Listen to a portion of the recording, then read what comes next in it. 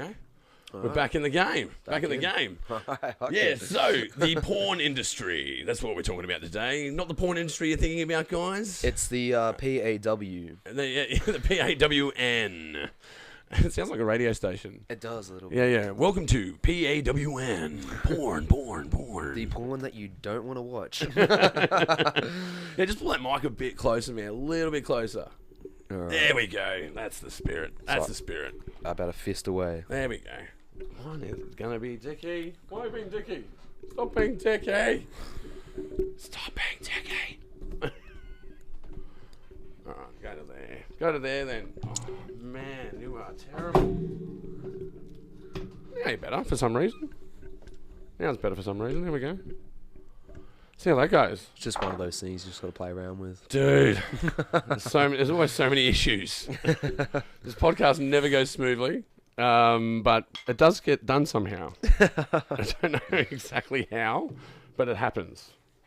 Well, it doesn't. Well, it happens overnight, and it does happen. So it's the opposite of it doesn't happen overnight, I guess. I'll put that one there. There's no function on this chair that allows it to like stay up rather than if you pull that out, or no, push it in. push it in. All right. Yeah. There we go. There we go. I'm in. There we go. We're back in. Locked in. And we're colour matched, size matched. It's all fucking happening, man. Fuck yeah, dude. Yeah, but the porn industry. It was interesting meeting you, man, because I meet a lot of people around the place. Yes. But you are one of the quintessentials that I've met at the cow. Right. The red cow. The big bad cow. Yeah. What do you what draws you to the cow? So, obviously love a beer, right? We all do. We all do. Absolutely. Yeah, cheers, mate. Cheers. Cheers. Cheers. Yeah, no, just I've always really liked, just like a refresher before home, I like to call it. Like you finish work, you go somewhere, and then you go home. Mine was always the bar. Yeah, well, I guess that I for me though, it's just that, like I've been to interesting bars all over Australia, and one of the most interesting ones I've been is at the Kingy, actually, right? That used to be my local. And people used to say, how in the fuck do you go in there, man? Yeah. But I'll tell you something, man. Like, you might find some, like, pruny old people in there sometimes. Some people that have obviously had a hard life. Oh, yeah. But I'll tell you, some of the most authentic conversations I've had in Penrith were in that pub. Oh, absolutely. Really, it's, not waiting for your turn to speak sort of stuff. Like, It's worldly. yeah, it's worldly. It's worldly. They have real experiences where they can, regardless of where their life is headed or whatever, it's they've seen some stuff. Yeah, man, they got some experience to draw on, and they're not shy to show it.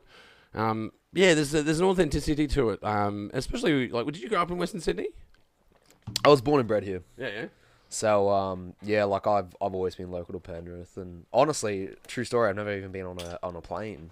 Never been on a plane. Swear to God, Dude, a tall dude like you is not missing out on much. They are making the seats smaller and smaller by the year. I'm more worried about it just like crashing down to the ground. Oh, really? Oh, Do you have man. a fear of air flight? Like air travel? I don't know, air travel, like, because obviously you can't really have a fear of something unless you've experienced it. But most people fear the unknown, so maybe that's where the fear stems from. Okay.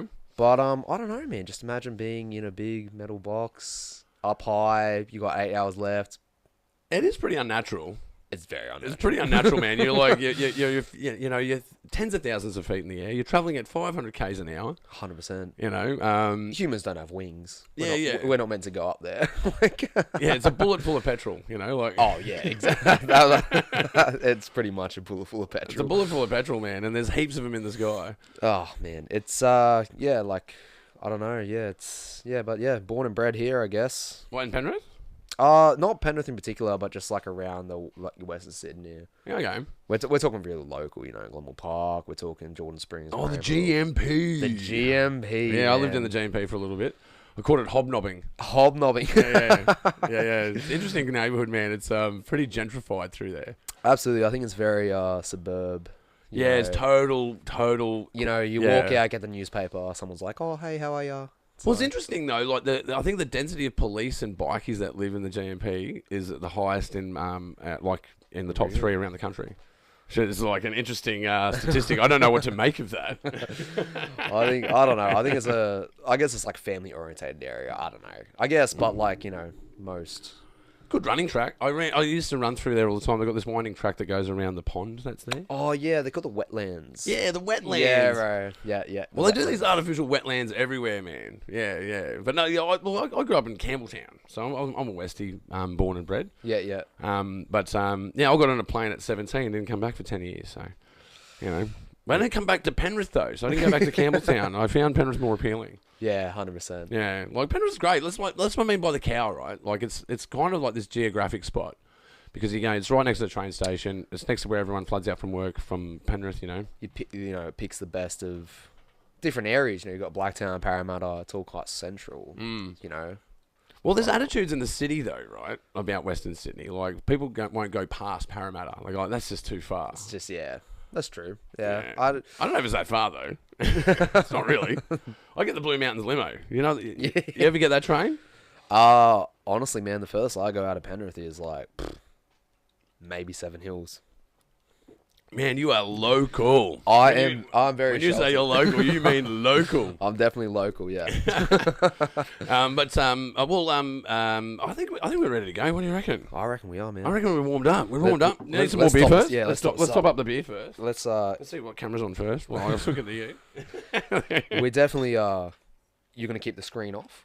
Oh, do you want it on? If it makes you feel better, I'll put it on. Yeah, I reckon put it on. Yeah. Yeah, all right. Yeah, okay. All right. Okay. All right. I can handle that. It makes my job easier because I know where I'm at. Like I can go side of my eye and I know where we are. Where we are, yeah. Well, the biggest problem I have, I always pour an Oppenheimer. I call it the Oppenheimer. Yeah. It's like a nuclear blast, you know. Because for some reason they get aerated like a little bit into the show straight away. Yeah. And you try to like not aerate it, but it just fucking happens every time, man. Yeah, I need to say it in the comments. I know you guys are terrible. Not that I read that shit all the time. Yeah, you're not supposed to, but I do. Well, I don't engage. I just read some of them. Oh yeah, well it's good to reach out to the audience, you know. Yeah. Oh well, no, it's I get more hate than I do love. I think, but I think that's everywhere on the internet. Yeah. It's just the nature of it, man. Let's do it, bro. Let's do it. I'm fucking locked in. in. You're locked in? I reckon I'm locked in. All right. And welcome to the Pagey train. Today I have in the studio with me, Evan. Welcome to the show. How are you guys? Very honoured to be here. Yeah. Cow connoisseur. Even though there's a bull out the front, I've never worked that out. Apparently, yeah, it does actually have testicles on the statue. Yeah, it's not a cow per se. It's a bull. It's a bull. Well, it's a bovine. It's not exactly the bovine hotel, is it? So, no. I don't think it's much of a hotel at all. But well, it used to be a house ride. Do you know the story of the cow? No, I actually don't. Yeah, it's an old house that was owned. I can't remember the name of them. It was a main family that lived in Penrith, right? In the region, they owned all the land, right? And I think there's actually a tunnel under that building that goes under the railway track. I think I might have read that at the station. There's a sign. Yeah. That does say that. Yeah, and that's because it's Cowtown, right? So that's why it's called the Cow. Yeah, right. So it turned into the Cow because they turned into a pub. Historical knowledge of Penrith. But I just find the Cow really interesting, man. Like doing karaoke, right? I'm a bit of a karaoke hound, and out of everywhere I've done it, the Cow is the best. No doubt in my mind. I can definitely see that. There's a lot of you got like the regulars that always have their same songs and do what they want to do, but there are certain regulars there. You are right. There are some. I never knew these songs, but now I do because intimately, Thursday. intimately know these songs if you're drinking on Thursday. Big shout out, Trent. We fucking love you. We bro. love you, Trent. We love you, mate. We love you. And he dances every time. He is consistent as gravity. Oh, absolutely. Yeah. And I think he's like bread and butter for the Cow. Yeah, mate. Yeah, he's probably like the karaoke mascot for the Cow. 100%. But there's certain nights there that other singers show up, and you see them, and there's some really talented people coming out of the woodwork. It's really surprising. Sometimes you'll be sitting there having a beer, you're like, holy shit, man, that was good. They can sing. They got fucking pipes, man. I've never seen anything really like that. Normally, when you go to a karaoke bar or somewhere that lets you do karaoke, it's like, the out of tune. person singing K-San, you know, or some Metallica where they're doing a bad rendition of one. Yeah. Yeah, but there's some diversity in song picks as well. 100%. Yeah. But have you ever sung karaoke there? I've never personally sung karaoke at the Red Cow. Yeah, I've never seen you sing karaoke there. Nah. I'm more of a spectator. Recently, honestly, I've only had one karaoke experience. I went away to Edalong, and I was there for like 4 days, and I knew I was never going back. So okay. I busted it out. Yeah. So you had shame free. Yeah, I was like, you know what? Fuck, man, I busted it out. The thing was though, the song that they suggested, they actually didn't have, so I had to sing "Hey There, Delilah." Oh yeah, that was pretty rough. Why, Delilah? I know. Do you know what the song? Do you know what that song's about? Apparently some guy saw a girl in the audience and no, it's about murder.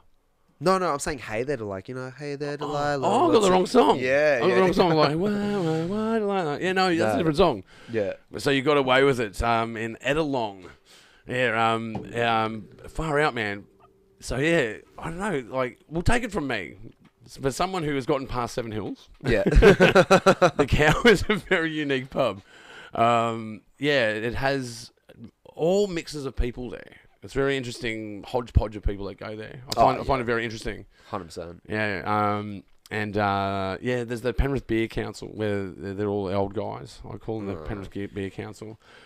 But I think it all started changing, man. Like, you might be a bit, because you're a bit younger than me, obviously. So, like, I think there was a time there when, I don't know, maybe 7 years ago, the Bavarian opened up. Oh, the Bav. Yeah, the Bav. Is that what the youngins are calling it? Huh? The Bav.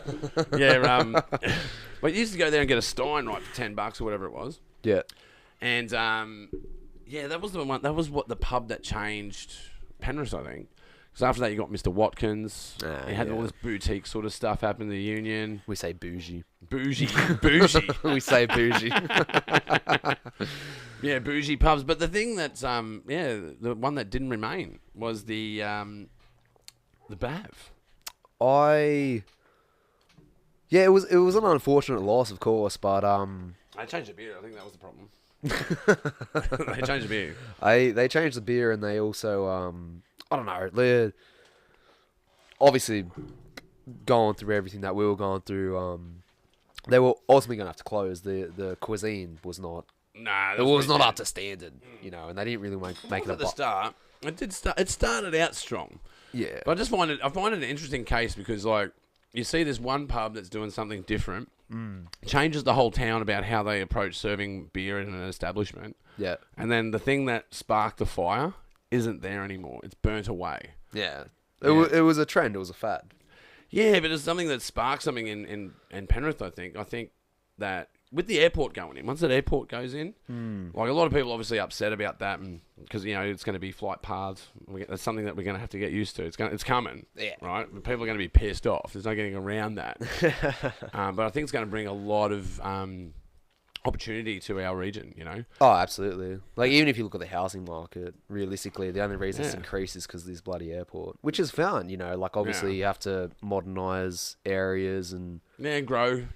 You got to grow. I guess grow. Obviously, grow, not everyone that's here wants to grow, but like, and I think it'll be good for Penrith, but it's already it's crazy the way that it's borderline nearly unlivable in Sydney. Dude, I think that's a great way to phrase that. Like, I think that's ballsy to say because people get upset at shit like that. But I think that's the reality. But it speaks to the emotion of what you're talking about. I really dug how you said that. Yeah, it is almost unlivable. Like, if a power cable falls off a fucking rail line at Strathfield, the city is brought to its knees. Yeah, literally. I didn't get home that night. I was stuck in the city. Yeah, I stayed in the city. Yeah. Look, here's another Oppenheimer for you. Oh, thanks, mate. I'm very good at those. Fucking hell. Like, another one. It's a famous cocktail. Yeah. It's the Roscoe cocktail. Yeah, but look, there are good things, though. I see the thing that does excite me about Sydney, which I think is very futuristic, that wasn't found in sci-fi films, is the tunnels that are underneath us. So, oh, yeah. Well, there's one that, there's one going on Elizabeth Street, right? Goes all the way to the airport. Come on, Roscoe. You know I'm unworldly. I wouldn't, I wouldn't know how Haven't been on a plane. Haven't driven to the airport. No. Never. Man, that is Westie diehard for sure. And you work in the West, of course. Yeah, absolutely. Yeah, like I've always worked here. I guess all my friends and family are here, so that's good, man. Family's important, no? Like it's a strange journey for me because I had to go and I don't want to get biblical about it, but you know, please. Have you ever heard that the prodigal son has returned? Like this is this biblical saying where it doesn't. No one really knows what it means, and I've sort of figured out what it means to me. Okay. Even though I'm not a religious dude, but I can get where the metaphor of that saying sort of comes from. Like you got to go find yourself sometimes. Yeah. Okay. Yeah. And it's interesting talking to you today because like I'm talking to someone that's already found themselves as pretty content with where they are. You know, I mean, that's interesting to me. That's interesting to me. It's obviously you can like chop and change what you do and whatever, but ultimately I don't think anyone really finds themselves until you have to feel some type of complacency. Yeah. And if you've gained that, then that's you're probably richer than any other person that I know. Yeah. Or anyone really. Like it's man. To be complacent is probably it's worth more than the weight in gold. Yeah. You know what I mean? Wow. Well, I suppose. Yeah, but the residual effect of that time. Well, it's the only resource we temporal cannot gain back. Yeah, if you have financial freedom, right? But temporal freedom, like so. For instance, if you're a pilot, you get on a plane and you've got a 12-hour shift because you've got to fly somewhere. Yeah. There's no getting out of that. You can't leave the plane. Well, no, I think this is tying you with my fear of planes. I can't just leave. Jump on. But if you work in as a barista in a mall, you get a lunch break and you can go anywhere in that mall. And, you know what I mean? You can go get your hearing checked. You know, there's annoying people that are in the mall who always want to get your hearing checked. Do you want to check your ear? Oh, yeah. I always go past and go, what? Yeah. You would. But I know they've heard it a million times before. That's why I say it. Yeah. I'm like, I'm going to be 1,000,001. But yeah, temporal freedom, man. I think that's something that we sort of forget in this day and age. I saw a graph recently that was about how we spend our time. If you go back 100 years, the time we spent with our family was greater. The time that we spent with our colleagues was less. Yeah. That has tipped, and it's very much on par. Oh, it's more than on par. Like, even if you look at it realistically, like co-workers, etc., whatever, you would spend more time with your co-workers than your family or your partner or whatever. It's a big chunk, right? I mean, 8 hours of the day, realistically, is 24 hours. Yeah. 8 hours plus the 8 hours you have free, 16 hours. It's a lot of time. It's a lot of time. And you got to contribute, like, getting up for work, getting ready for work, temporal freedom. Yeah. It's a temporal freedom, temporal freedom. Like, it's... Because if you could just leave, like that's why I love working, this is where I work, right? I occasionally have to leave. I do have to leave sometimes. But, we all got to go to work at some point. But I do enjoy being able to apply a good portion. I'd say probably 40%. 40% of my work is out of this room. Yeah. It gives me temporal freedom. I can just duck down to KFC, get a feed, Yeah. Go to the bank. If I have to go get me a car rego, go get a tyre repaired, you got temporal freedom. Do the necessities. Yeah, do your washing. Yeah. You got your washers on while you're working. Like, there's no problem hanging out your washing while you're working, Yeah. And, that temporal freedom is very valuable. And I think that really ties in with your family. Oh, yeah. And I think that's really what you were sort of talking about. Why leave Penrith? Because if you go into Sydney, chances are it's going to be an hour. Oh, yeah. Anywhere you go, you might get stranded. I can get stranded in the worst of places. Well, I wonder if there's bookies taking bets on if trains are going to be functioning today. It would seem like that could be the case. Yeah, could you bet on train delays? I wonder if there's gambling on train delay. You go, I'm going to bet you that the train from the Blue Mountains is 7 minutes late to Central. What are the odds of it being 7 minutes late? It would not be a big payout. the odds are not in their favour. Yeah, but here's the thing. On time. I'm going to bet that it's on time. Now, that's a bet. Never. That's what, 20 to 1? Yeah, I think it's more like 45 to 1. You know. Well, I can say. Well, look, as someone who's travelled, man, I can tell you this: the train systems in different cities are very different. Oh, absolutely. Apparently, They're Japan archaic. has the best train system. You know, fast. You know, you can get from bang in like 3 minutes. Yeah, well, we should be able to have bullet trains here, you know, but we don't have the population for it. You know. Well, just hold that thought for another 10 years. Well, they keep selling it. They keep selling it. They're going to put in the fast rail between Melbourne and Sydney, yada yada yada, right? And they never fucking do it. They never fucking do it. But I know why. There's only 27 million people here. You got to pay for the fucking thing, right? You know, you can't charge $800 for a ticket to go to Melbourne. You just get on a fucking plane for $100. Yeah. So it's not cost effective to do it, right? But if you go to Italy, you can go to France on a fucking bullet train, man. Yeah, well, that's going 400 k's an hour. I definitely think Australia is definitely behind on the public transport situation. Oh yeah. Oh, but it's geographically handicapped though. It's so big. Oh yeah. Well, regional people go, I don't have buses here. He goes, because you live so far away from each other. Yeah. It's hard to connect you together. It's like an expensive endeavour. If you're asking for a $2 fare on a fucking bus and petrol costs $2 a fucking litre, yeah, we got to double the price. You go, I won't pay that. Well, we can't supply the bus then. Yeah. Like, that's kind of the argument, right? And it's not people's fault. It's just the economy. It's fucked up to this point. Well, that's why I think it's funny, man. It just spins me out, man. The economy spins me out. Doesn't it spin you out? Like the value of, like, we agree that money has value. Well, it's got a tangible value that people use. You know, like it's a trade scheme. You know, it's definitely gotten to the point where, well, at least with our dollar, it's. I never really thought that it would be like this, but I'm only 26, so it's. But honestly, like I give you $100 right now. Yeah. Go buy what you can buy for $100. But if I gave you $100, you know, even, you know, 10 years ago, yeah, it's different value. I'm telling you right now, you'll bring back home more than. Well, here's an interesting ratio, though, right? If you take the amount of gold that it would take you to buy a Corvette in the 1960s, it's the same amount of gold now. Well, the value of it's different, but it's the same weight. It's the same weight, and I go, that's interesting, right? And the Romans did this, right? So they used to have, like, you know, they'd put like precious metals in their currency. Yeah. And the economy would start suffering. So what they would do is they would melt it down. Yeah. Add some fucking junk metal in there, and then call it the same fucking thing. Yeah. But it's not the same thing. It's now different. Similar to drugs, isn't it? Yeah, definitely, it's man. like when someone buys a brick. Yeah, definitely. It's stepped on currency, right? But I like that. Stepped on currency. Thank you, government. Stepped all over this dollar. But think about it, man. Like, if you pressed a dollar in the 1960s, the energy to smelt the dollar, the metallurgy to make the dollar is X amount of energy, right? Correct.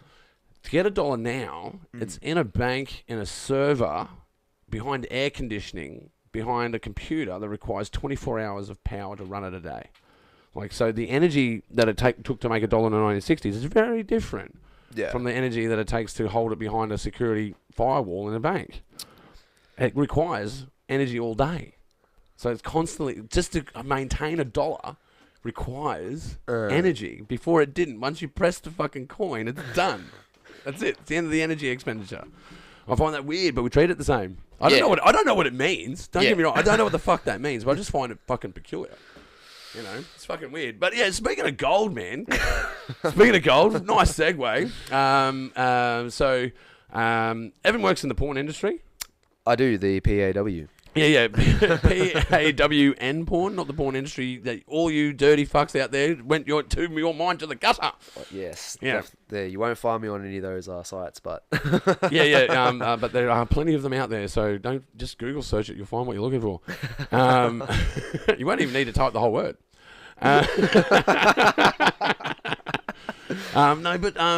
See, porn industry is interesting because it's trade, right? Well, not porn industry. Let me rephrase that. Trading used goods. Right? Correct, yeah. That's what it is, right? Used goods, yeah. And we all agree what has value, and gold is probably the easily trade thing, right? Well, absolutely. It's probably the easiest thing that you can, you know, regardless of wherever you are, country, town, city, or, you know, even the people you're around, like, it has a certain value where it's it's pretty much globally accepted as a form of currency. Yeah, that's right. We agree that it has value. It's weird. It's definitely weird. Like, but Super weird. it's Why gold? Why gold? well, like if you look at the structure of gold, the amount of uses compared to what it can't do is very limited. So obviously it's used in some wiring, it's used in some phones. Electronics, and it has Electronics. it has more conductivity than copper. Yeah. But you're not going to wire your house with gold, though, are you? Like, Well, that's the thing that confuses me most about it. There's so much of it, and well, there's not so much of it, but there's a decent amount, and it doesn't actually have too much of a use. yeah, you can't really use it as a tool. No, it's no. all it's decorative, right? It's definitely decorative, and it's more just. Well, it's kind of stupid. Like, you put a $100 note on the table, and it's like, oh, that's $100. You put fucking 4 grams of gold on the table, and you're like, oh wow, that's $100. It's like, what differentiates stupid piece of money compared to these 4 grams of metal? Well, it all comes down to what they call fiat. It's called fiat. So fiat is a Latin term for "let it be so." Yeah. Well, So that's what gold value is. It's because we agree that it has value, so that we've mined it for fucking millennia. absolutely. And Millennia, like cities, wars, religions are built on it. literally, it's I don't know. I've been fascinated with the stuff for about 6 years, and I always thought it was some type of not like a boast or anything, but like it's just crazy how it's very hard to get people to conform. Yeah. But somehow the whole world knows. They just gold intrinsically equals agree. money. We just intrinsically agree. If it's in our DNA, it's fucking weird. It's stupid. Like, Because I'm attracted to it. I fucking love gold. but that's the thing. I Like, was told I like gold. Is that why I like it? But I don't know. I actually like it. that's what I mean. Like, but it's just it's a globally accepted thing that it's worth money, and people will trade it, buy it. $3,000 an ounce at the moment. No, higher. As high as So I believe at the moment it's about 5,100 an ounce. 5,100 an ounce In AU. An AU. Oh yeah, of course. Yeah, I'm taking the US. US figure, which is it is 3. Yeah, because I heard the report today. I was like, yeah, it's $3,000. Like, because I remember there was this guy when I was younger, and back in Campbelltown. Yeah. There was this guy who called him Mr. Gold. Yeah. He was this weed dealer, man, and he would just buy ounces of weed for like $250, and then and the ounce of gold was $250. That's fucking. And he would just convert his profits to that, and he would always be like covered in gold. Covered in gold. Like, I mean, like you wear some bling, right? But Yeah. I mean, like this He guy. had some stuff. I didn't even know you could put gold in those places, kind of. But yeah, but that's crazy, right? We used to think $250. That's so much money. Nah, yeah. Like, honestly, with the way inflation has gone and the way the market's gone, it's insane. I used to buy a lot of gold like about 2 years ago. Yeah. When it started creeping up. I kind of shot myself, but I was loving it at the same time because I was like, well, I bought it for this, now it's worth this. But guess what? I can't buy anymore because it's too much. Yeah, because now you're priced out of trading it. Yeah, 100%. No, there's no, you know what I mean? Like, it was a good thing to do back in the day, but yeah, now it's just beyond ridiculous. Quite literally. Yeah, well, it's because it's interesting, right? Because we used to float the dollar on gold.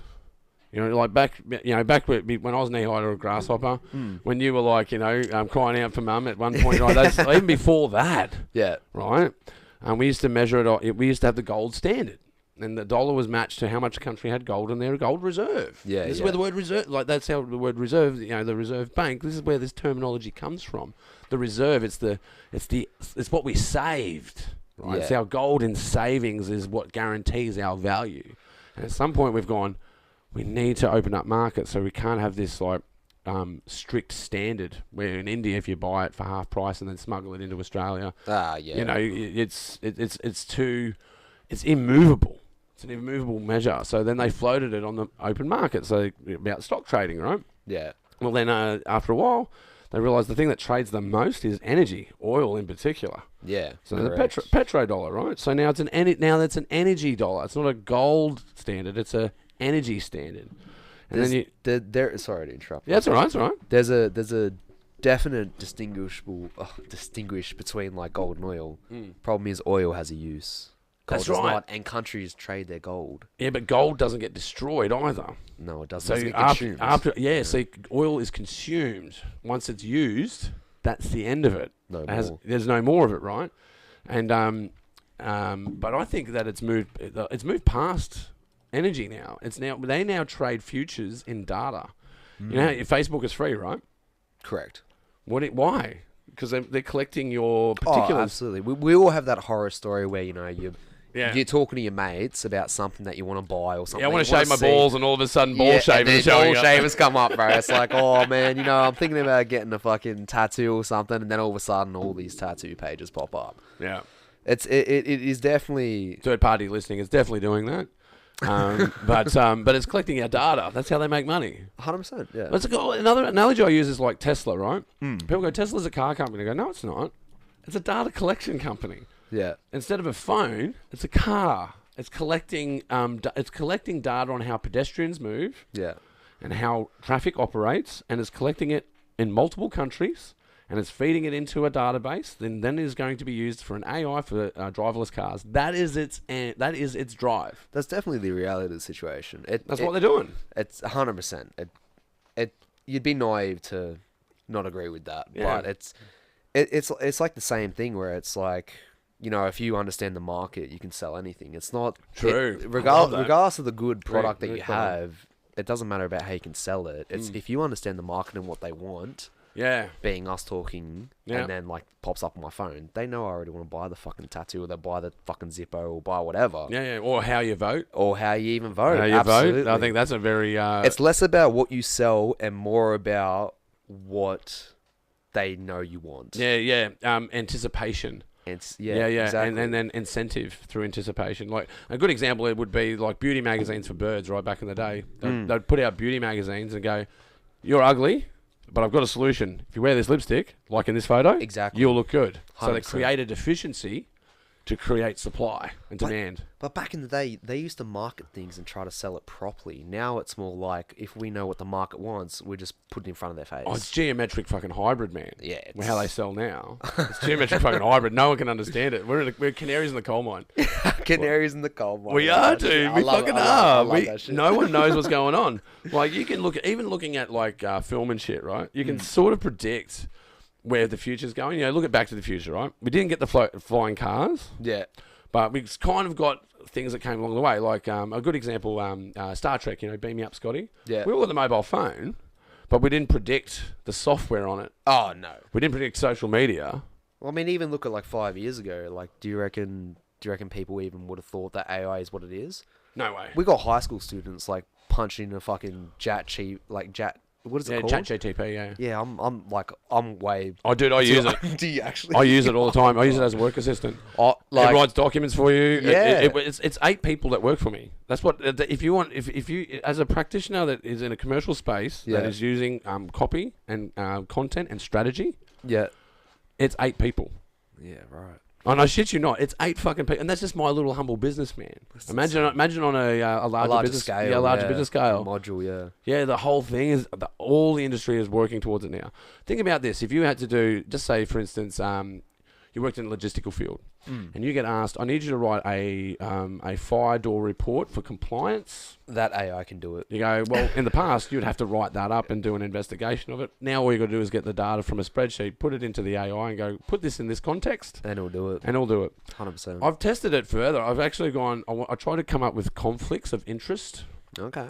Write me an essay on Taoism from the perspective of a commercially interested person And it spat in a it out. Shakespearean dialect. And it spat it Like, out. just It try to spat find it the out, most Yeah. ridiculously broad thing, and it fucking did it, bro. Yeah. In a minute, less. Honestly, Less. I had a coworker that showed me it, and like we didn't go to that length to test it. Yeah. But just the things that she was typing in that would spit out something within a second, I was like, I don't want any part of this. Dude, it is Google on roids, man. People, I recommend to people, go do some training on AI parameters. Go do a course on how to talk to AI. Yeah. Right, because most people just chuck in a question and you'll get American spelling back because you fucked up your parameters, right? Yeah. You can go into ChatGPT and go, based on how you know me, Yeah. from my search history, can you construct a photograph of me? and it will. It does it. Yeah. Yes. Yeah. It didn't predict I was a metalhead. Like, it didn't give me a ponytail, didn't give me an earring, but the rest of it was there. Pretty accurate. Yeah, it was surprisingly accurate. And then you can go, actually, can you do that in a Simpsons cartoon for me? And then just pops it out. Fucking Bro. bang. It's insane. Yeah, with it less. Yeah, imagine if if I hired a graphic artist and I said, I want you, based on what you know of me, I need you to draw me, right? And then afterwards you go, and 30 seconds later, I need you to convert that into a Simpsons caricature. Well, obviously it's not going to happen. Not possible. It's not possible. But maybe it is. How many people would it take to write a Simpsons caricature in 30 seconds from a depiction of a photograph of you? And if you got a whole bunch of people to run a production line, Yeah. you could probably figure out how many people. I reckon it would be at least in the 20s, 20 people. Like if you do the outline, and you template it amongst a factory line, how long would it take to make that image? And I guarantee you it ain't 30 seconds. I think At our best ingenuity. just even on that thought, like realistically, even if it is 20 or even like let's say 30 talented people, the thing that humans lack that AI doesn't have a problem with is obviously communication. So this thing does it. There is no disagreement. It is what it is. Yeah. You get 20 people to try to draw you as a Simpsons character. Like obviously there's going to be like, oh no, I'll do the fucking outline. Oh no, I'll do this. And I'll do it better than that. And Yeah, ego. It has no ego. It has no ego. It is just purely, Yeah. I'm doing this. Yeah. I heard the other day as well. They don't plug the AI in previous to 2019. So all the data that it's all of its backline data comes from previous to 2019. And the reason for that is if you take a photocopy of the Mona Lisa, and then you photocopy that photocopy, and then take that and photocopy that photocopy, it will have data degradation. Right. So past 2019, there's a negative feed loop of data because now it's plugged into itself and it has its own hallucinations and now it doesn't know what is true. Isn't that crazy? That's fun. That's why I've got those encyclopedias there. See those encyclopedias? Yeah. I'm looking at them. Yeah, right. So I got those for a really bizarre reason. I thought if the world ever ends, at least I've got scientific history for 2,000 years there. So someone finds it. Yeah. At least there's actually. At least there's that. And you can't see that because all my gear's in the way. I've also got the survival books below. So how to start a fire. Start a fire. How to create an in-ground refrigeration system for your food. And how to build a perimeter and fight against the people that want to steal your carrots. I think COVID brought it out in me. It really did. I don't know if it was the fucking vaccine or the fucking situation. We will get back to the vaccine in just a second. Oh yeah, no. Be careful of that rabbit hole. Yeah. That's a rabbit hole. We can get away with it a bit more these days. They don't cancel you so much these days for it. No, but let's circle back to gold, man. Let's circle back to gold for a second. We will circle back to gold, but I just want to take a pause just to. Oh, you need to go for a leak? Yeah, no worries, man. We'll be right back. All right, we'll be right back. Hopefully, my batteries don't die before the fucking outro. We'll see. And we're back. We're back. Talking about gold and porn, kids. That's what we're talking about. Not the porn that you're thinking of. Get your mind out of the gutter. We're back here again. I can't believe it. No, PAWN. That's the one. Do you have a lot of people that come in and trade gold? Can you talk about this? Is it okay? Yeah, absolutely. Yeah. So, I reckon gold is one of our biggest trading items. So, it's the safest net, so like a lot of people do come in with gold. Obviously, we do with other electronics. Yeah. But well, that's where I get interested because I'm an electronic nut. Yeah, Everyone picks that up. Have you been in this room? Jesus. I know. Well, when I walked in, this is like fucking Tony Stark type thing. Yeah, dude. There's 4 computers in here. Are you sure? Yeah. There's more than that. There's one there, maybe 5. I'm not sure. I'm not entirely sure. It depends what you define as computer. But,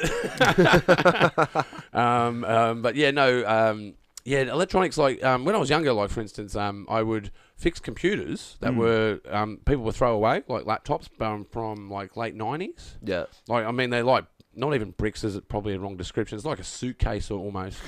Like they're really thick. Yeah. And they even had handles that would they had their own handle. Yeah. They didn't come with a case. They were the case, like kind of size, right?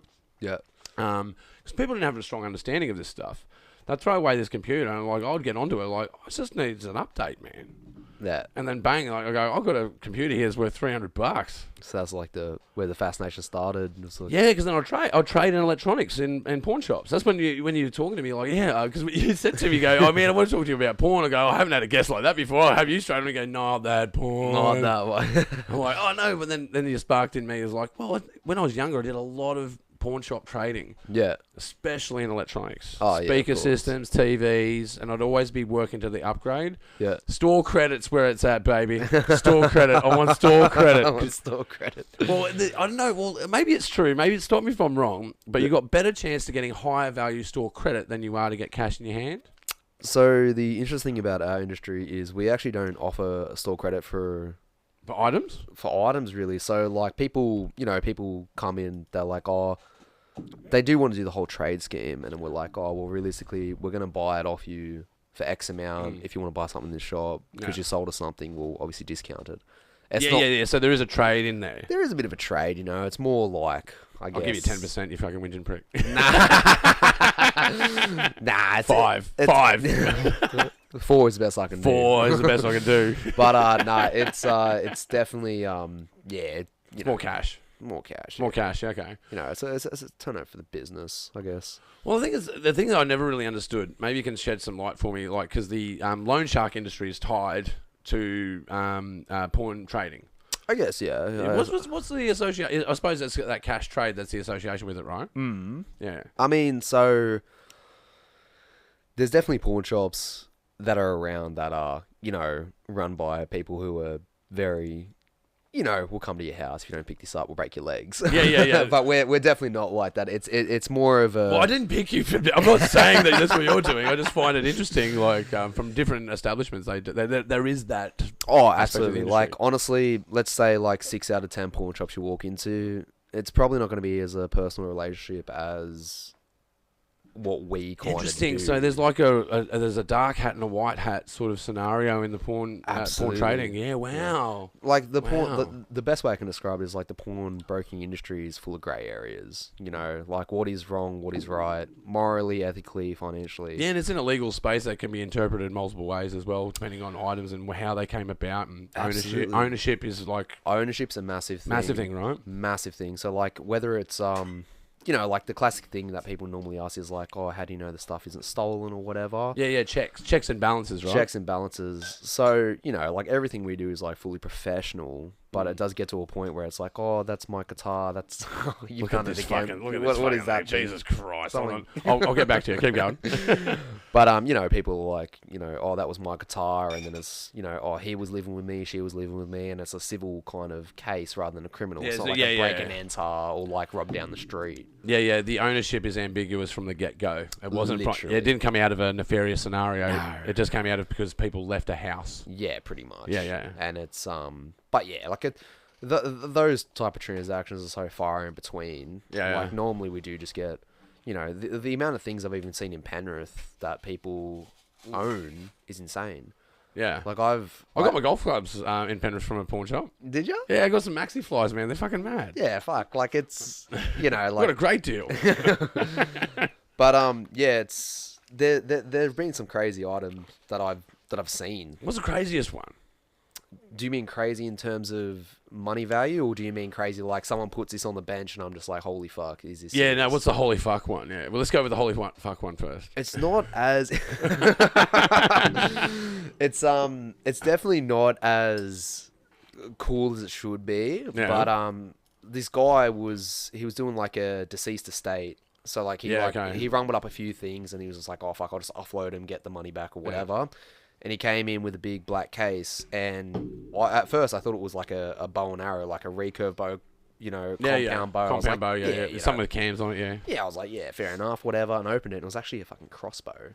Oh, it's illegal. It's a legal trigger weapon. So I was like, all right, well, we have no business doing this. No. Go down to the nearest cob shop. Just do the whole like front on thing. Like, we can't do anything here. Go down. Maybe, but the client wouldn't know that, right? Like, no, he had no idea. Yeah, you wouldn't go into a place to do a trade going, I had this illegal thing that I'd like to sell in this legal establishment. I don't think that would have been the dude. He had no idea. He was like not being judgmental, whatever. But he was a country guy. Probably Yeah, yeah. seen a million crossbows. Probably has rifles at his house. Type Yeah, thing. desensitized to the idea, for sure. Yeah, you know. But then obviously in the middle of Penrith on Henry Street, it's just like, what the Dude, fuck? you can't have a crossbow here. You can't have a crossbow anywhere. Take back to your car. Yeah. But on that note, I think the most expensive thing I've seen is like you're a watch enthusiast. Yeah, I love watches, man. I'm on a watch fucking thing at the moment, dude. It's crazy. I think I got you there. So yeah, dude, I love watches. I don't know what happened. I just looked at a watch one day and went, "Fuck yeah, that's fucking mad." They're like cars, man. They're like cars. Yeah, if it looks good and it feels good, it's it's rarity, it's an accessory, and it's prestige as well. 100%. Yeah, it's a good thing, and I mean, it's the machinery, the way it's built, what it does, absolutely, how it's made, who made it. You know? Who made it, how old, you know. Yeah. But we had this guy that came in about 3 years ago. He had like a variety of things. Obviously, won't say names or amounts or whatever. Yeah, no, of course. And so he came in with a Breitling. So, like, already a nice watch. Like, we're talking $10,000-$15,000 watch. Yeah.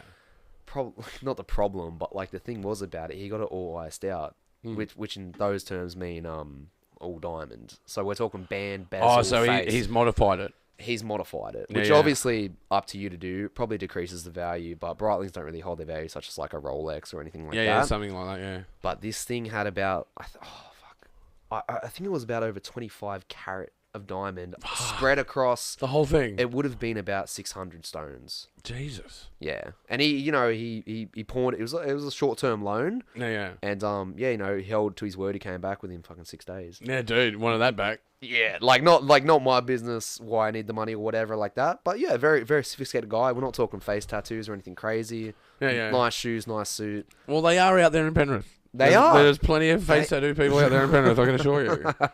I just find that amazing that they would modify it to that extent. Like, so you go into a watch custom place and go 600 diamonds on that. On that, yeah, just all around the band, everything, man. Like it was obscene.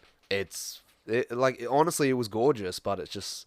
Fuck, why? Why, yeah. Why, bro? Like, it's... Bling on the bling. Bling on the bling, yeah. It's bling on the bling, man. There's total bling on the bling. Yeah. Well, I was going to upgrade my gold chain recently, and then there was something that came sentimental about it.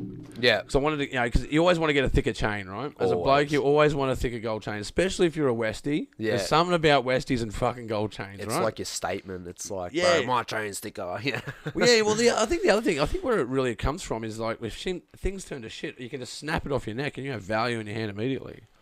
And that's part of it. You have value on you. You have an agreed item of weight of gold around your neck. Yeah. And if in a short spot, it can get you out of that short spot. Oh, 100%. You know, it's definitely it's hard because on the sentimental thing, like me myself that has like a bit. It's like, fuck, what is it gonna take me to come to liquidate this shit? Yeah. Where's the line? Where's the line? Where's the line to go? Yeah, that's staying. This is up for debate. Yeah.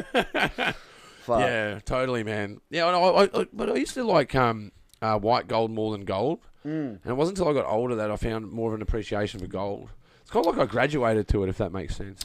Well, the thing that like a lot of people misinterpret about the white gold versus yellow versus rose gold is, so yellow and rose gold are in the same category. Yeah. So you can actually make that mixture of gold, solidify it, and make a piece of jewelry, and it will stay yellow or rose. Yeah. White gold is always plating. Yeah. So it's iridium plating. So like hypothetically, if you got like a white gold chain, you wear it for fucking 6 months, 8 months, whatever. Eventually, that white will eventually show yellow or rose. Yeah. You have to get it replated. Yellow gold is yellow gold. Rose gold is rose gold. I had this weird experience with white gold ring. So I had this because my engagement ring was custom made and my wedding ring was custom made, right? Yeah. It was a white gold ring for my engagement because I wanted to go to gold for my marriage. I wanted to have that graduation from this luster of metal to this luster of metal because it was a graduation in my life. Yeah. Like it's like gold medal versus silver medal sort of stuff. You know what I mean? Yeah. So it's a step up. But I still wanted the gold though. I wanted it silver, but I wanted it gold. I went over to Budapest, and they had these baths that are thermal baths.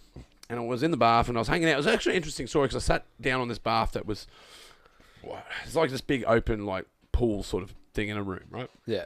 Lots of steam, hot water. Yeah. And I sat down in the place where the bronze tap was, and you had water going over your back, and I realised, oh wow, I'm sitting in the prime spot of this bath. Yeah.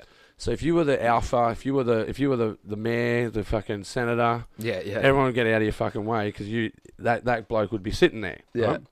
And I realised I was sitting in a bath that is maybe 2,000 years old. And then it hit me. I go, how many real estate deals have gone down in have that gone down place? exactly where Bro. I'm sitting, right? Yeah, you can imagine. And the strange thing was, because of the sulfur content in the water, the ring turned to gold. Yeah, because it wears off the white, the rhodium. But the iridium had a chemical reaction where it made it look gold, but as it got back to the air, and about an hour later, it went back to silver.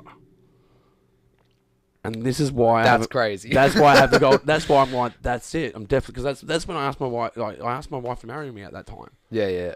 And that's why I graduated to the gold. Yeah. So I was always oh shit, I'm out of power. All right, folks, we'll be back in a sec. Keep rolling. All right, sorry, folks. We are back again. Technical issue, as we always do have the Pagey train. Battery always runs out. I actually did have plugins for it where I got these cables made in China. They lasted 2 episodes for the power supply, so before they nearly caught fire. But you know, that's a story for another day. Where were we? We were talking gold, bro. Gold. Probably the best. Yeah, it's the best shit. It's the best shit. We don't know why. We don't know why we like gold. And well, there is conspiracy theories out there about this. Nah, there is. I can tell you what they are. Because I know a lot about gold. Yeah. Ironically. Okay. All right. Because I'm a astrophotographer. Very much interested in astrophotography and the cosmos and how stars are formed and how black holes interact and all the way down to how quantum mechanics sort of works, right? This is something that I'm super interested in. A way that they mark the age of the way that they measure the age of the universe. There's multiple markers. Yeah. But one of them is gold. Right. So, like, let me take you on a ride. I'm taking you on a ride. I'll take you on a ride. I'll take you on a ride, right? So, at one point in 3 billion years, our sun is going to explode because it's run out of hydrogen, and it'll start burning helium for every time, mate. Every time, bro. But didn't they have this theory in 2012 that the sun was going to explode and we were going to die? Oh yeah, no, I mean like big time scale, not in our lifetime. So when suns explode, because what happens is they run out of hydrogen and they expand, they turn into red giants. Yeah. Now, a sun will turn into a red giant because there's not enough gravity to hold onto it because it's got no fuel left to burn. When it gets down to hydrogen, it then starts going through the periodic table of elements. It goes hydrogen, helium, beryllium, boron, carbon, nitrogen, fluorine. Neon. Hydrogen, helium, beryllium, boron, carbon, nitrogen, oxygen, fluorine, and neon. So it will go through as the core gets smaller and smaller. So I think it burns for like 100,000 years at helium, 10,000 years at lithium, and the time scale gets smaller and smaller until it reaches critical mass and explodes. Right. Bigger stars turn into black holes, right? Yes. But when 2 black holes collide, the explosion is so vast it goes further than the first 10 elements of the periodic table. It goes all the way down to uranium. Right. So the more explosions that have happened cosmologically creates gold, because gold happens in really large explosions in the universe. Well, yeah, it's big veins. Yeah, well, that's where it forms geologically. But when it's formed, like, just imagine when the sun, like, ignited. Right. It's got this big disk of dust around it, coalesces into a fucking ball of dust, and it's the Earth. Yeah. All that dust settles, and it's all the geology of that planet, right? And if you look at the amount of gold per ratio per square meter as an average across that planet, you can figure out the amount of explosions that it's taken to make that gold. Because gold is a rare metal. It's way down the table. I think it's like 63 down on the table. So it's the 63rd element. And maybe, I'm pretty sure I'm right about that. I have to look that up. I'm going to look that up. Don't get me wrong, I'll look it up, folks. I'll look that up. But yeah, it's formed from cosmic explosions. And the theory why people are attracted to it is a tinfoil hat wearing theory. So strap in. Here we go. You ready? You ready? I'm ready, man. I'm ready. It's called the Anunnaki, right? So there's these interstellar beings that are traveling around the galaxy mining gold. And they found apes on Earth and put their own DNA into the ape and then gave them an obsession to gold. So then they would go Someone mine the kill gold. me. You can't make this shit up, man. I'm telling you, that's. It's crazy, right? I don't know. I don't know. Like, Is it genetic? Is it a genetic disposition to be fascinated with gold? There are Because definitely. we are fascinated by it. Everyone's fascinated by it. Even if you didn't like gold, you come across a bar of gold the size of a brick, You're obviously gonna take it. you're going to take that. Yeah, that's true. Even if you don't like gold, you will take it. Oh, man, I think that's way too far fetched for me, man. Yeah, it's a tinfoil hat wearing idea. Don't get me wrong. Bro, who needs to go to fucking Wet n Wild? You can take a ride down here. Hop on the Pagey train drinks cart. You know, you can get there. The Pagey train of thought. Oh, Yeah, but yeah, the fascination with gold is the old as the ages, man. what's historical? Yeah. Like it was always like shown as a, as, like the Shrines. kings and the queens and everything. yeah, they yeah, always yeah. had stuff. Well, they had scepters, Yeah. crowns. It's all decoration. It is just It's decoration. decoration. It has no use at all. Yeah, Like- only then it looks good. It pretty much. Yeah. It's gold is like the out of all the elements. Oh shit, too many switches there. Out of all the elements, gold we have determined is the model. Like the supermodel of all the elements. No one cares about oxygen. No one can even see it. Right? But gold is like, hey, posing for a magazine shot. Yeah. I know. I'm thinking about getting into silver. So silver definitely was, I guess is as good an investment as gold. The problem is like storage. Yeah. So essentially, if you let's say you had The yield is higher. Yeah. 100%, like if you had like 15 grand that you need to liquidate, Yeah. you would be better off going to gold purely for the storage purpose. Yeah. So like you get like It's like 1 to 10. So if you had one piece of gold, it'd be 9. Another like 10 pieces of 10 silver. You know what I mean? So Yeah. like put it this way, like a kilo of silver at the moment, I think it's worth about 1,300. Okay. Whereas obviously a kilo of gold Oh, is it's way about more. fucking like 9. No, I think it reached 100, but I think it's 100 about now grand? like 100 grand. So like Yeah. 98, and It's crazy. you got to think of storage purposes. It's silver is definitely. Talking like $1.50 per gram compared to the fucking 65 for 9 carat. It's just Yeah. So if you're a backyard metallurgist, it's not advisable. no. It's just too much. But But watches, man. Like I got a few new watches. One of them was a Casio gold watch Yeah. with a calculator on it. Okay. Yeah. So it's an engineering, like old school 80s watch. yeah. Probably a like $200 watch. The cool one I picked up was a coin watch. So it's got a coin from 1944, a florin. Yeah. And that was the year my mother was born. And I thought I'd just get that. And I thought, when I put it on, when you put on jewelry, like whether it's a ring or a chain or whatever, right?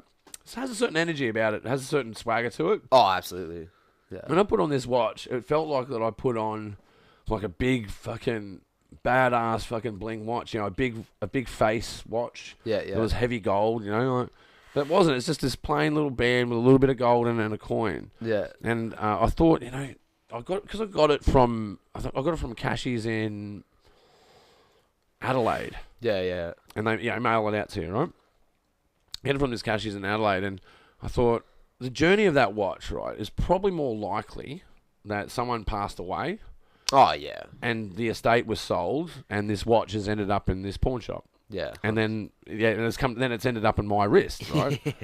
And I just had this like sense of like, man, whoever wore this watch before was a badass. Yeah, 100%. It was, but like it's a muted watch. It's not like Yeah. it's not like it doesn't have 600 diamonds on it. But it just had this energy to it, and I wonder maybe there's something atomically related to gold. Maybe it holds memory that we don't know about. Maybe it's recording all of our data better than Google. Who knows? Maybe. So you become a watch enthusiast. I give you my daily. Oh, that's your daily. I like this. See, it's car terminology, right? It's cards only. Car terminology at daily. My daily. So I see date just Rolex 1996. It's older than me. It's very weird. Jelly. That's a nice fucking piece, man. Especially a Rolly. It's a proper one. You can tell it's a proper one. How can you tell, Roscoe? The second hand. Rolls. Yeah. It doesn't like. Yeah, no tick. Yeah, automatic fully. And honestly, I haven't gotten a service since I've had it for about 3 years. It's good weight as well. It's a nice weight. It's not overbearing. I never wanted a two-tone. I always wanted like the full gold, but the two-tone is nice. Yeah, I've got a two-tone. Yeah, I've got a few two-tones, man. But don't have a Rolex though. That's kind of. I'm saving the Rolex for the moment I win something big. Oh yeah. Because I kind of find them that, like, when I buy a watch, it's like a trophy. It's a seller. These are the trophies. Your celebratory thing. It's, like even with me, when like I upgrade with jewelry, it's like you get like one type of ring and then you get a bigger ring or whatever. Yeah. And but it's ultimately a good investment. It makes you feel good about yourself when you just pass one of these. Another fucking Oppenheimer, Jesus. Can't get one right. But it's always a celebration when you get a new piece. It is. It really is, and it's kind of like a landmark. Oh, absolutely. It's a yardstone, a milestone. It's got a yardstick. That mixed up. It's kind of like when a chicken crosses the road, they sink ships. You got to be careful. It's like when you get like the new computer when you're in any type of like. Yeah, speaking my language. It's just There is something about driving it. See, computers for me are like cars as well. Yeah. You can totally customize them, and in performance and in aesthetics. So you can get the total bomb of a car and make it perform well. Yeah. See, with watches, they don't actually perform well. That's the weird thing about them. Like, they don't keep time well. Like, they lose time, and because whether it's mechanical or a what do they call them? Quartz. Yeah, that's right. Talking to the right guy. I know. I have fond memories of my father. Yeah. Because we would go around to pawn shops all the time, window shopping. Yeah. Just looking for deals. You see a good deal and you buy it. Lenses is another one I go for. Camera lenses. It's hard to get ones that are glass, like old school glass ones, telephoto glass. Oh yeah. The Japanese were the best at making glass in the 80s. But if you go prior to that, it's Russian glass. Russian glass, because they're making spy stuff to spy in the Yanks, right? So their glass is like fucking, fucking mint. Sorry, guys, I just popped your mic. No, it's absolutely mint. Like because they had the secret of glass, right? Another one of those commodities that you can trade, right? Yeah. It was all in Venice, and that's where Galilean times. Looking telescopes, they'd look at the stars, right? So Galileo's, we would look at Jupiter and. They named moons after the guy, but really he was doing it for the Navy so you can see the bad guys arriving 2 days before they arrived. That's really what they were fucking up to. There's the science aspect to it. Yeah, but there's also the war aspect to it. Oh, yeah. And the art aspect to it. I guess like gold has been traded to Star Wars, it's been traded to decorate queens, it's been traded to do just about fucking anything. Yeah, absolutely. Everyone doesn't like bumps, don't worry about it. Everyone does it. I just did 2 in a row. Yeah, but you're that's got to be a record. Hour in, you're at the other end of the scale. The fastest one I've had is like 7 seconds. Like, so I can straight on. Shit. What? Yeah, but man, it's been an absolute pleasure talking to you today, man. I'm so glad. We've been talking about this for ages. I finally got you on the show. It's been 8 months, and then, I finally got my ass in here. Yeah. Well, I'd like to have you back one day, man, especially talk about some things that are watches and gold, man. You were definitely a man in the know, and you're pretty inspiring, dude. The whole idea about that temporal freedom, like, I can really sense a temporal freedom out of you. Like, you go to work, you go home, hang out with your family, Yeah, it's just, it's... I think this might be one of the segments that we record, but I definitely believe in saying that, I feel like as long as you love what you do, it doesn't really matter. Yeah. Like honestly, I'm a fairly simple guy, like might be covered in gold and shit, but like I'm just, you're straight up, bro. Yeah, I'm straight up, man. Like I'm straight up. I like to have dinner with my mom, I like to go to work and. It's important to spend time with your mum. Like, as someone who's lost their mother, it's like the best thing. But taking your mother out to lunch is one of the best memories, right? Yeah. Taking here we go. There we go. Yeah. Big shout out, Ma, if you're out there somewhere. We used to go to the movies. Yeah. Go out, take her out for lunch. Open the door for your ma. Be a gentleman for your ma. Absolutely. Like time flies, man.